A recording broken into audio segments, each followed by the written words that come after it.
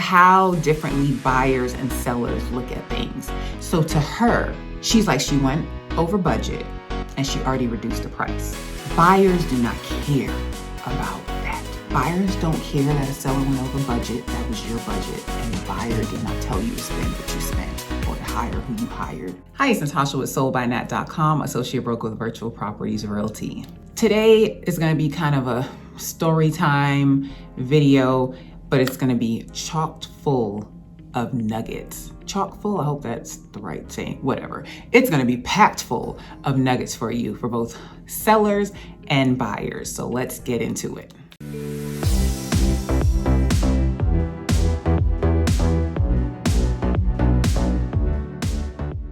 The first one, working with a buyer. He selected a property. It ended up being investor owned, and the investor listed with a discount broker, a discount company. Essentially, the investor listed with like a discount company. Most investors have the mindset where they're trying to make as much as possible and spend as little as possible. That's going to be one of the underlying themes in this story time. But yeah, they listed with this discount company. So essentially, you contacted the seller and you dealt directly with the seller. You sent the offer directly to the seller. So he got under contract, did the inspection. The seller was nice.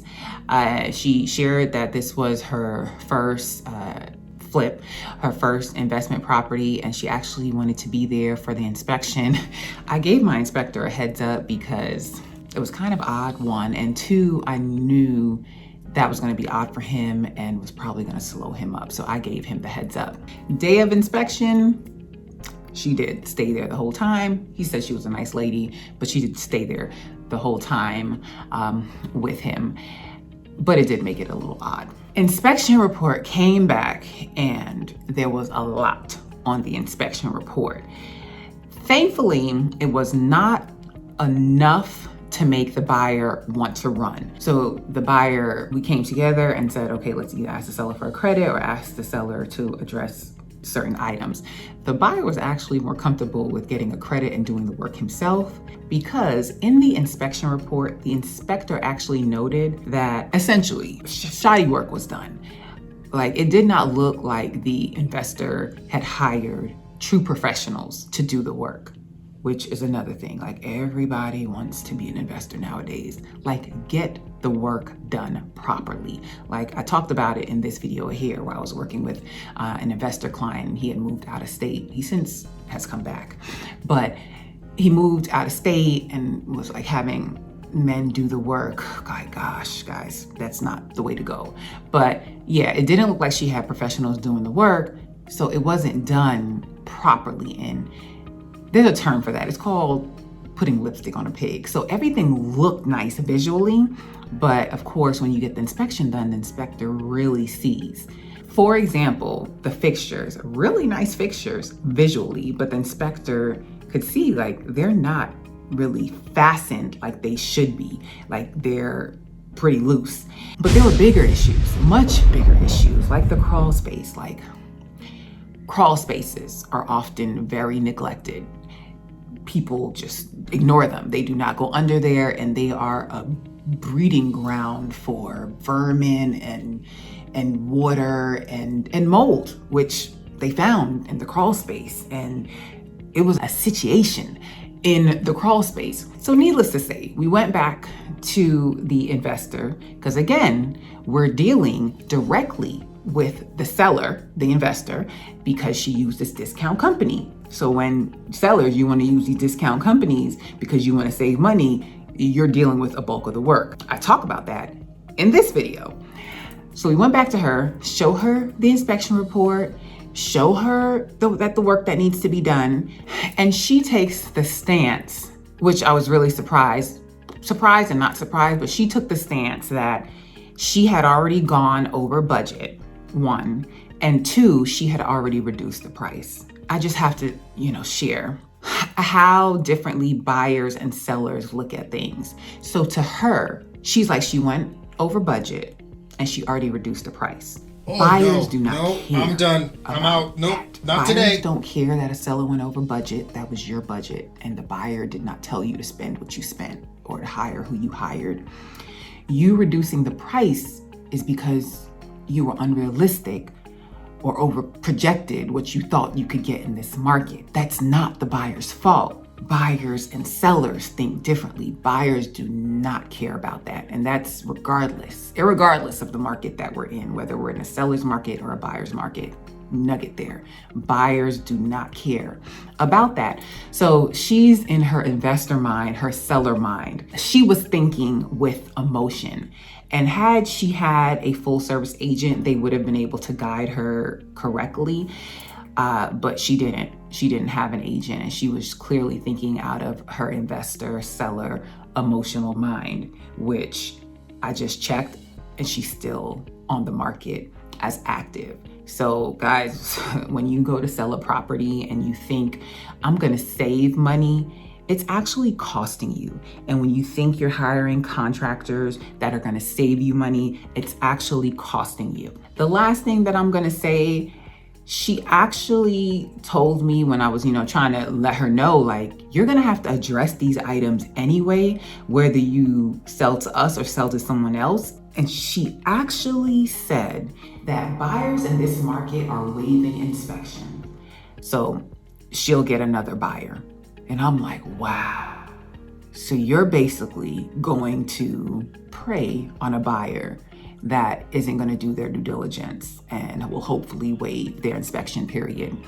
That hasn't happened yet. Like I said, she's still on the market. But the thing that she didn't factor in is that when buyers see that the home has one under contract, come back on, one under contract, come back on, that's a red flag to buyers. But again, she doesn't have an agent that can advise her correctly. So with this being her first investment property, hopefully this will be a learning lesson for her. So that is story time number 1. Hope you got some nuggets there. Let's go to story time number 2.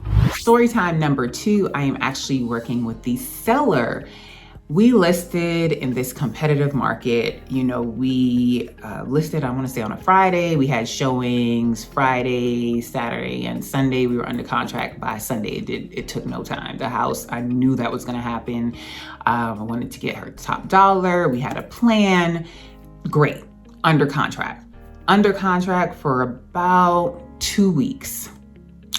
And I get the news that the buyer has lost their job and they cannot go forward with the contract. So what happens when you're selling your home and the buyer terminates? Like, what happens? I actually recorded this video a while ago and I was looking for the footage, and it doesn't look like I have all of the footage. So I'll just talk about it here. Maybe one day I'll put up that old footage. It was like back when I had locks, so it might look odd that I put up that video, or might not, who knows? So what happens when you're selling your home and the buyer decides to terminate their contract? Stay tuned, that's what we're gonna be talking about next. Essentially, what would happen is you put your home back on the market as active, and you go back through that process again of showing your house, getting other offers, or from the first time you had your house on the market, perhaps you accepted backup offers, and then that backup offer that you accepted would then be first in line. Or what happened in this case, I got the notice at like 10 p.m. at night. And I know my seller, I did not want to give her that news late at night. I knew where her mind was going to go. I knew she was going to worry. And when I presented the problem to her, I wanted to also present a solution.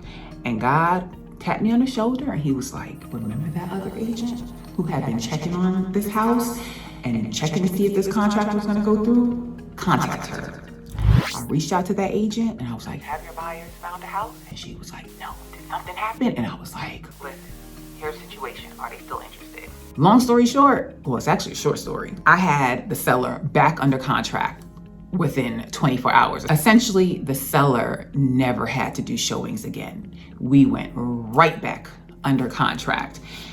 And I'm gonna share this text that the seller sent me. She was grateful of the way I handled the situation. And that's another reason why it's good to have a full service agent, because had she went to a discount agent, she would have been dealing with that as if she already didn't have enough on her plate to deal with moving and family and work and everything else. And that's why having an agent really matters. And to agents out there, know your value, know your worth, be a problem solver. The last thing I'm going to share about this one is we're still underway, but we got through a really trying period, which was the inspection period. Like I let them know up front, here was the previous inspection, here's what we worked out. I let them know up front before going under contract, so we didn't have any surprises. Turns out they were new buyers, pretty unrealistic, thinking that everything on the inspection report was supposed to be addressed. No, not even in a buyer's market does the seller address everything on an inspection report. I will insert some videos. Be realistic. Listen, not even on a new house is it coming perfect. This was a 20-year-old house, okay? It's a solid house. Buyers have realistic expectations. And even the buyer's agent, like, understood, like, she knew, but some buyers are just like that.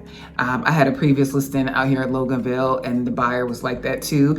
So sometimes agents just have buyers that don't have realistic expectations. And with that one, we terminated, got them right back under contract. They end up getting back under contract with the cash deal. So it happens. Sellers, it happens. Which you might be thinking, like, I don't want to have to deal with that when I go to sell my house. I'm just going to sell to like an open door or an offer pack. Don't do that.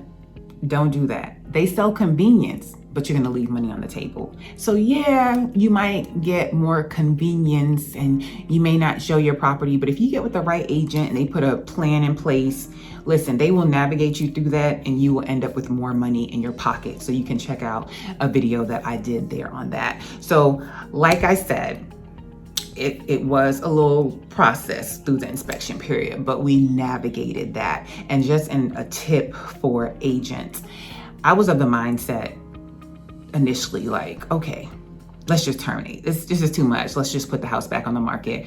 But I learned a couple years ago, learned from another agent, can't remember the agent, or maybe agents, just learned over time that it may sound easier to say, yeah, let's just terminate and go back on the market. However, there's a saying, and I may jack it up, but the saying is essentially, a bird in the hand is worth more than two in a bush.